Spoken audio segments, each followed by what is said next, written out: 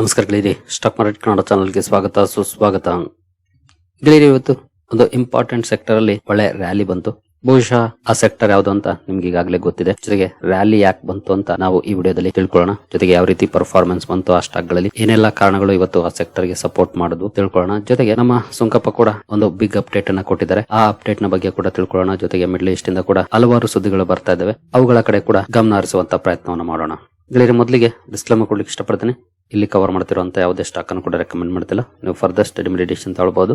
As A educational purpose ನಾನು video ಮುಂತಾಡ್ತಾ ಇದ್ದೀನಿ. ಹಾಗೆ ಡಿಸ್ಕ್ರಿಪ್ಷನ್ ಅಲ್ಲಿ ಅಕೌಂಟ್ ಓಪನಿಂಗ್ ಲಿಂಕ್ ಇದೆ, ಅಕೌಂಟ್ ಅನ್ನು ಓಪನ್ ಮಾಡ್ಕೊಳ್ಬಹುದು. ಹೂಡಿಕೆಗೆ ಸಂಬಂಧಪಟ್ಟಂತೆ ನಿಮ್ಗೆ ಏನಾದರೂ ಸಪೋರ್ಟ್ ಬೇಕು ಅಂತಂದ್ರೆ ಈ ನಂಬರ್ ಗಳ ಮೂಲಕ ನಮ್ಮ ಟೀಮ್ ನ ಕಾಂಟ್ಯಾಕ್ಟ್ ಮಾಡಬಹುದು. ಇಲ್ಲಿ ಮೆನ್ಷನ್ ಮಾಡಿರುವಂತ ಎಲ್ಲ ಸರ್ವಿಸಸ್ ನಮ್ಮ ಮೂಲಕ ಸಿಗುತ್ತೆ. ಬಟ್ ಇದಕ್ಕೆ ಕಂಡೀಷನ್ ಒಂದೇ, ನಮ್ಮ ಮೂಲಕ ಅಕೌಂಟ್ ಓಪನ್ ಆಗಿರಬೇಕು. ಹಾಗಾಗಿ ಅಕೌಂಟ್ ಓಪನ್ ಮಾಡ್ಕೊಂಡು ಕಾಂಟ್ಯಾಕ್ಟ್ ಮಾಡಬಹುದು. ಮೊದಲಿಗೆ ಡೊನಾಲ್ಡ್ ಟ್ರಂಪ್ ಅವರ ಕಡೆಯಿಂದ ಬಂದಿರುವಂತ ಅಪ್ಡೇಟ್ ಅನ್ನು ನೋಡ್ಕೊಂಡು ಬೇರೆ ಸುದ್ದಿಗಳ ಕಡೆ ಹೋಗೋಣ.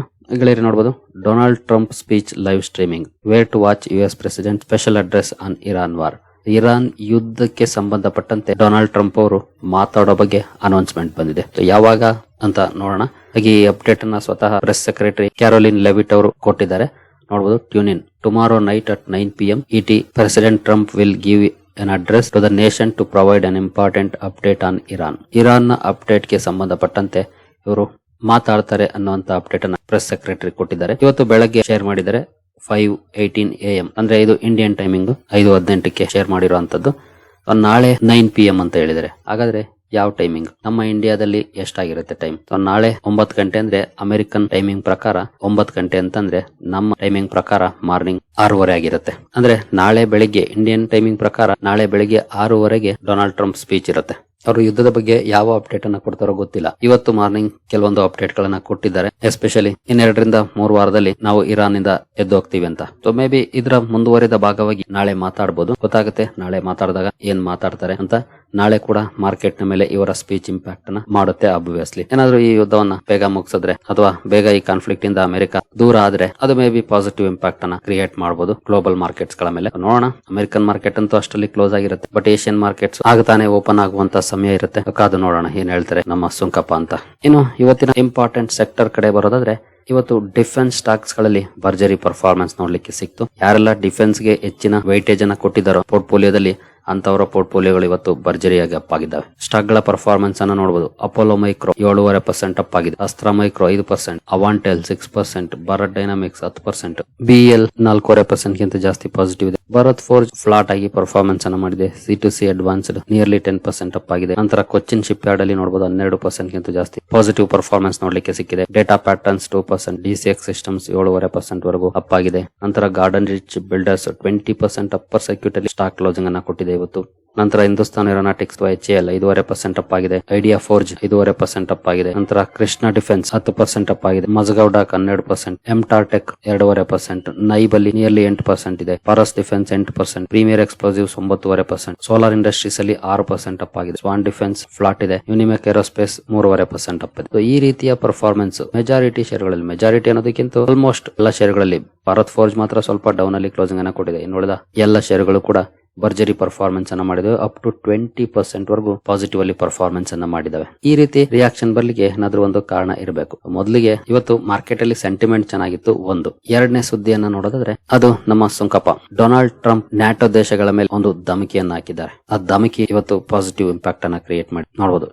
Trump strongly considering pulling US out of NATO labels alliance a paper tiger. ಅಮೆರಿಕವನ್ನ ಬಿಟ್ರೆ ಇನ್ನೆಲ್ಲ ದೇಶಗಳು ಸೇರಿಸಿದ್ರೆ ಬರೀ ಪೇಪರ್ ಟೈಗರ್ ಗಳವು, ಅಮೆರಿಕ ಇಲ್ಲ ಅಂದ್ರೆ ಅದು ಏನೂ ಅಲ್ಲ ಅನ್ನುವಂತ ಮಾತನ್ನ ಹೇಳಿದ್ದಾರೆ. ಜೊತೆಗೆ ನ್ಯಾಟೋ ಇಂದ ಆಚೆ ಹೋಗೋ ಬಗ್ಗೆ ಮಾತಾಡಿದ್ದಾರೆ. ಇದು ಮೇಜರ್ ಸುದ್ದಿ. ಇನ್ನು ಕೆಲವು ಕಾರಣಗಳಿದ್ದಾವೆ, ಇಲ್ಲ ಅಂತ ಅಲ್ಲ, ಅವನ್ನು ಕೂಡ ನೋಡೋಣ. ಹಾಗಾದ್ರೆ ಅಮೆರಿಕ ನ್ಯಾಟೋ ಇಂದ ಆಚೆ ಹೋಗೋದಾದ್ರೆ ಭಾರತದ ಶೇರುಗಳು ಯಾಕೆ ಅಪ್ ಆಗ್ಬೇಕು? ಸೊ ನಿಮಗೆ ಗೊತ್ತಿರಬಹುದು, America one of the biggest defence exporter. ಜೊತೆಗೆ ನ್ಯಾಟೋದಲ್ಲಿ ಕಾಂಟ್ರಿಬ್ಯೂಷನ್ ಕೂಡ ಅವರದೇ ಜಾಸ್ತಿ. ಇನ್ ಕೇಸ್ ನ್ಯಾಟೋ ಇಂದ ಆಚೆ ಹೋಯ್ತು ಅಂದ್ರೆ ಬೇರೆ ದೇಶಗಳು ತಮ್ಮ ಡಿಫೆನ್ಸ್ ಬಜೆಟ್ ಅನ್ನು ಜಾಸ್ತಿ ಮಾಡ್ಕೊಳ್ಬೇಕಾಗುತ್ತೆ. ಯಾಕೆಂತಂದ್ರೆ ಈಗ ನ್ಯಾಟೋ ಇದೆ ಅನ್ನೋ ಕಾರಣಕ್ಕೇನೆ ನ್ಯಾಟೋದ ಹಲವು ದೇಶಗಳು ಸ್ಪೆಂಡಿಂಗ್ ಅನ್ನ ತುಂಬಾ ಕಡಿಮೆ ಮಾಡ್ತವೆ.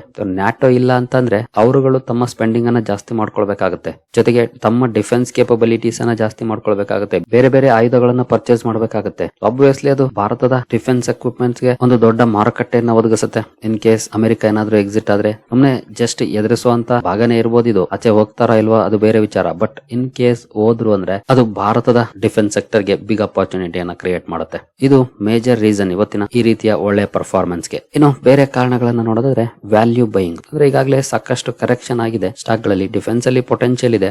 ನಾನು ಈಗಾಗಲೇ ಹಲವು ಸಲ ವಿಡಿಯೋಗಳನ್ನ ಕವರ್ ಮಾಡಿದ್ದೀನಿ ಇದಕ್ಕೆ ಸಂಬಂಧಪಟ್ಟಂತೆ. ಗ್ರೋತ್ ಅಪಾರ್ಚುನಿಟಿ ಅಂತೂ ಇದ್ದೇ ಇದೆ. ಹಾಗಾಗಿ ಕರೆಕ್ಷನ್ ಆಗಿದೆ. ಜೊತೆಗೆ ಈ ಎಲ್ಲಾ ಸುದ್ದಿಗಳು ಬಂದ ಮೇಲೆ ಒಂದಷ್ಟು ಇಂಟ್ರೆಸ್ಟ್ ಇಲ್ಲಿ ನೋಡ್ಲಿಕ್ಕೆ ಸಿಗ್ತಾ ಇದೆ ಅಂತ ಹೇಳ್ಬೋದು. ಹಾಗಾಗಿ ಒಳ್ಳೆ ಬೈಯಿಂಗ್ ನೋಡ್ಲಿಕ್ಕೆ ಸಿಕ್ಕಿದೆ. ಏನು ಟ್ರಂಪ್ ಇನ್ಸ್ ಕ್ವಿಟಿಂಗ್ ನ್ಯಾಟೋ, ಈಗಾಗಲೇ ನಾವು ಡಿಸ್ಕಸ್ ಮಾಡಿದ್ವಿ ಅದನ್ನ. ಟ್ರಂಪ್ ಯಾಕೆ ನ್ಯಾಟೋದಿಂದ ಆಚೆ ಹೋಗ್ಬೇಕು ಅಂತ ಯೋಚನೆ ಮಾಡ್ತಿದ್ದಾರೆ ಅಂತಂದ್ರೆ, ಅಥವಾ ಈ ರೀತಿ ಹೇಳಿಕೆಗಳು ಯಾಕೆ ಬರ್ತಿದೆ ಅಂತಂದ್ರೆ, ಇಲ್ಲಿ ನ್ಯಾಟೋ ಕಂಟ್ರೀಸ್ ಅಮೆರಿಕದ ಸಹಾಯಕ್ಕೆ ಬರ್ತಾ ಇಲ್ಲ ಮಿಡ್ಲ್ ಈಸ್ಟ್ ವಾರಲ್ಲಿ. ಜೊತೆಗೆ ಇವನ್ ಅವರ ಏರ್ ಬೇಸ್ ಗಳನ್ನ ಬಳಸೋದಕ್ಕೂ ಕೂಡ ಒಪ್ಪಿಗೆ ಕೊಡ್ತಾ ಇಲ್ಲ.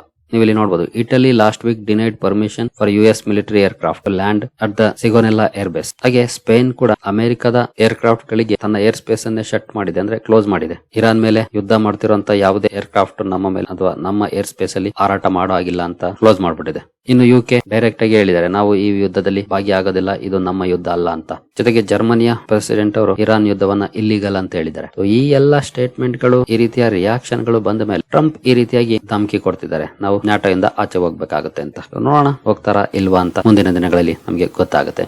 ಇನ್ನು ನೆಕ್ಸ್ಟ್ ಕಾರಣಕ್ಕೆ ಬರೋದಾದ್ರೆ, ಅಮೆರಿಕದ ರಾಯಭಾರಿಯಾಗಿರುವಂತಹ ಸರ್ಗಿಯೋ ಗೋರ್ ಅವರು ಇಂಡಿಯಾ ಹಾಗೂ ಅಮೆರಿಕದ ಡಿಫೆನ್ಸ್ ಪಾರ್ಟ್ನರ್ಶಿಪ್ ಬಗ್ಗೆ ಇವತ್ತು ಕೆಲವೊಂದು ಪಾಸಿಟಿವ್ ಮಾತುಗಳನ್ನು ಹೇಳಿದ್ದಾರೆ. ಮೋಸ್ಟ್ ಸ್ಟ್ರಾಟಜಿಕಲಿ ಸಿಗ್ನಿಫಿಕೆಂಟ್ ಅಂತ ಹೇಳಿದ್ದಾರೆ ಭಾರತ ಹಾಗೂ ಅಮೆರಿಕದ ನಡುವಿನ ಡಿಫೆನ್ಸ್ ಪಾರ್ಟ್ನರ್ಶಿಪ್ ಅನ್ನ. ಇದು ಕೂಡ ಒಂದಷ್ಟು ಪಾಸಿಟಿವ್ ಇಂಪ್ಯಾಕ್ಟ್ ಅನ್ನ ಕ್ರಿಯೇಟ್ ಮಾಡಿರುವಂತಹ ಚಾನ್ಸಸ್ ಇರುತ್ತೆ.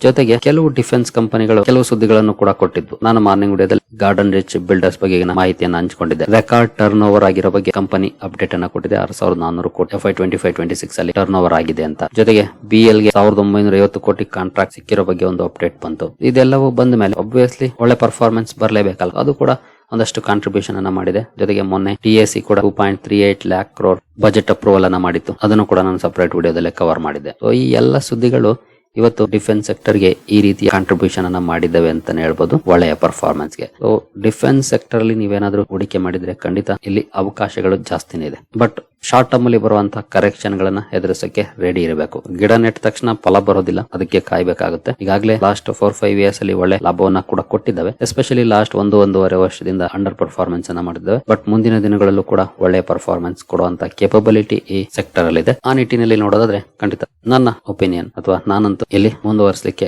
ಪ್ರಯತ್ನಿಸ್ತೀನಿ. ಜೊತೆಗೆ ಒಂದಷ್ಟು ಈಗಾಗಲೇ ಅವರೇಜಿಂಗ್ ಅನ್ನು ಕೂಡ ಮಾಡಿದ್ದೀನಿ. ಮುಂದೆ ಕೂಡ ಅಪರ್ಚುನಿಟಿ ಸಿಕ್ಕರೆ ಖಂಡಿತ ಮಾಡ್ತೇನೆ, ಅದ್ರಲ್ಲಿ ಏನ್ ಡೌಟ್ ಇಲ್ಲ. ಇನ್ನು GRSE 20% ಅಪ್ ಸರ್ಕ್ಯೂಟ್ ಗೆ ಈಗಾಗಲೇ ಕಾರಣವನ್ನ ನೋಡಿದ್ವಿ, ಮನೆ ವಿಡಿಯೋದಲ್ಲೇ ನೋಡಿದ್ವಿ. ಸೆಂಟಿಮೆಂಟ್ ಕೂಡ ಇವತ್ತು ಚೆನ್ನಾಗಿದೆ. ಹಾಗಾಗಿ ಇಲ್ಲೂ ಕೂಡ ಒಳ್ಳೆ ಪರ್ಫಾರ್ಮೆನ್ಸ್ ನೋಡ್ಲಿಕ್ಕೆ ಸಿಕ್ತು.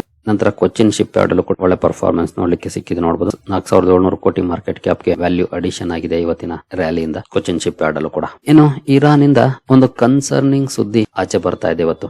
ನೀವು ಇಲ್ಲಿ ನೋಡಬಹುದು, IRGC takes de facto control. Pezeshkian government sideline amid internal rift.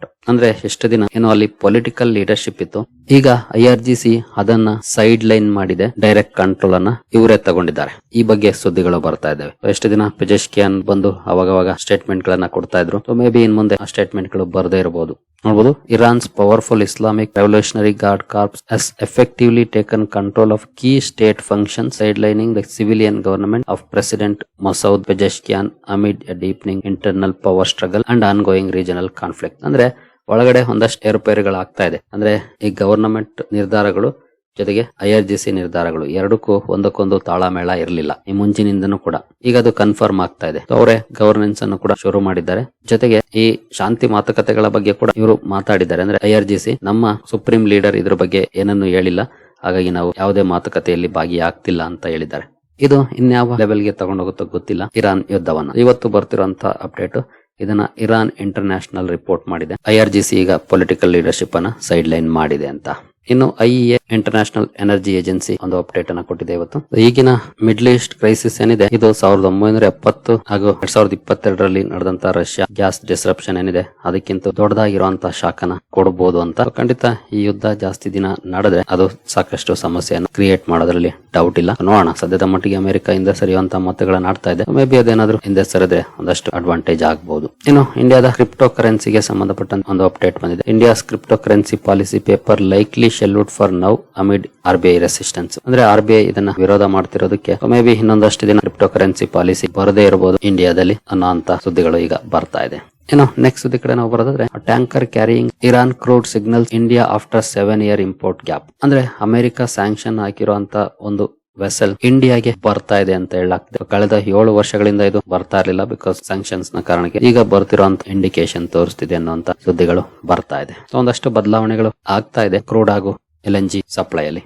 ಸರಿಗಳಿರಿ, ಈ ಎಲ್ಲ ಅಪ್ಡೇಟ್ಸ್ ನಿಮಗೆ ಇಷ್ಟ ಆಗಿದೆ ಅಂದ್ಕೊಳ್ತೀನಿ. ಹಾಗೆ ಡಿಸ್ಕ್ರಿಪ್ಷನ್ ಅಲ್ಲಿ ಅಕೌಂಟ್ ಓಪನಿಂಗ್ ಲಿಂಕ್ ಇದೆ, ಅಕೌಂಟ್ ಅನ್ನು ಓಪನ್ ಮಾಡ್ಕೊಳ್ಬಹುದು. ಮುಂದಿನ ವಿಡಿಯೋದಲ್ಲಿ ಸಿಗೋಣ. ಅಲ್ಲಿವರೆಗೂ ಜೈ ಹಿಂದ್, ಜೈ ಕರ್ನಾಟಕ.